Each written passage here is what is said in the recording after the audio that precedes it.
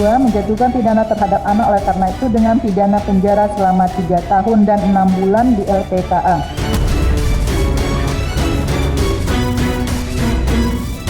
Kita berharap keputusan hari ini tidak saja menjadi efek jera kepada pelaku anak ya, tetapi juga menjadi efek jera kepada seluruh masyarakat.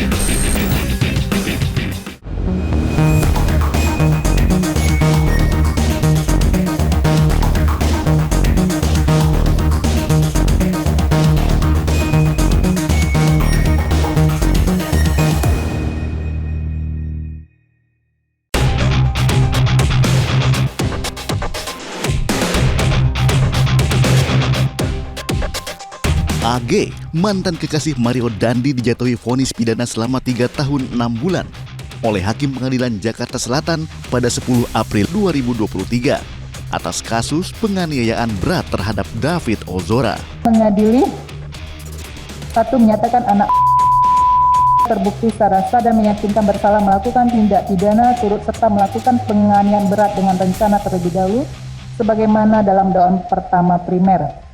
2. Menjatuhkan pidana terhadap anak oleh karena itu dengan pidana penjara selama 3 tahun dan 6 bulan di LPKA.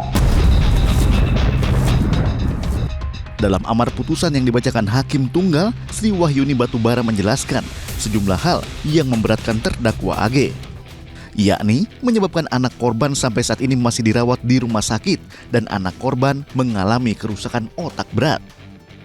Sementara untuk hal yang meringankan, Hakim Sri menyebutkan kalau AG masih di bawah umur. Orang tua AG juga menderita sakit stroke dan kanker paru, serta AG menyesali perbuatannya. Dalam kasus penganiayaan David Ozora, AG memiliki peran cukup penting. Hal tersebut terungkap dalam rekonstruksi yang digelar di TKP Komplek Green Permata Residence, Pesanggerahan, Jakarta Selatan 10 Maret lalu. AG sempat merekam ketika kekasihnya Mario Dandi melakukan penganiayaan keji terhadap David.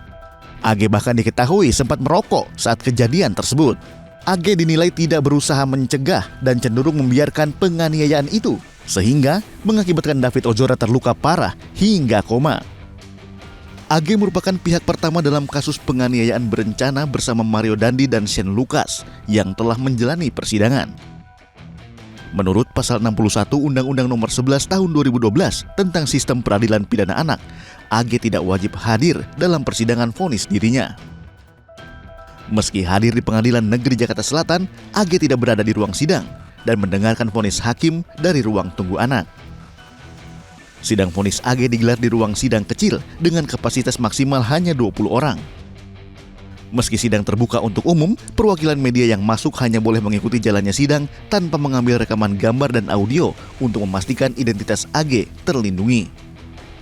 Kami sudah memutuskan akan diizinkan perwakilan dari 2 media. Nah, 2 media ini silahkan nanti bisa duduk di dalam, tapi tidak boleh melakukan peliputan gambar. Nah, gambar itu tentu baik foto maupun video. Vonis hakim terhadap terdakwa AG lebih rendah dari tuntutan jaksa sebelumnya yang menuntut AG 4 tahun penjara. Kepala Kejaksaan Negeri Jakarta Selatan, Syarif Sulaiman Ahdi, mengaku belum memutuskan apa langkah yang akan ditempuh usai majelis hakim menjatuhkan vonis terhadap AG. Memang lebih rendah dari tuntutan jaksa. Untuk itu, kami jaksa menyatakan sikapnya adalah pikir-pikir. Jadi kami punya waktu 7 hari ya untuk mempelajari dulu keputusan seperti apa. Dalam waktu 7 hari itu akan menentukan sikap. Sementara itu, kuasa hukum AG masih menimbang untuk mengajukan banding atau tidak terkait vonis 3,5 tahun penjara terhadap kliennya. Kami menghormati putusan ini, namun kami akan berdiskusi dulu dengan pihak keluarga mengenai tindakan apa yang akan dilakukan. Pastinya ini fakta-fakta yang ada yang disampaikan oleh Ibu Hakim, ada beberapa yang menjadi catatan kami juga sebenarnya. Tapi ini kami serahkan keputusan di pihak keluarga nanti. Berbeda dengan sikap jaksa penuntut umum yang masih pikir-pikir terkait langkah hukum selanjutnya.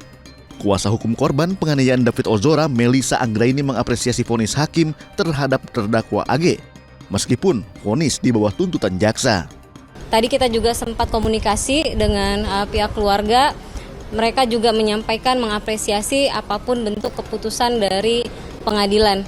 Kami merasa segala hal yang penting untuk dibuktikan itu sudah dibuktikan di pengadilan ini.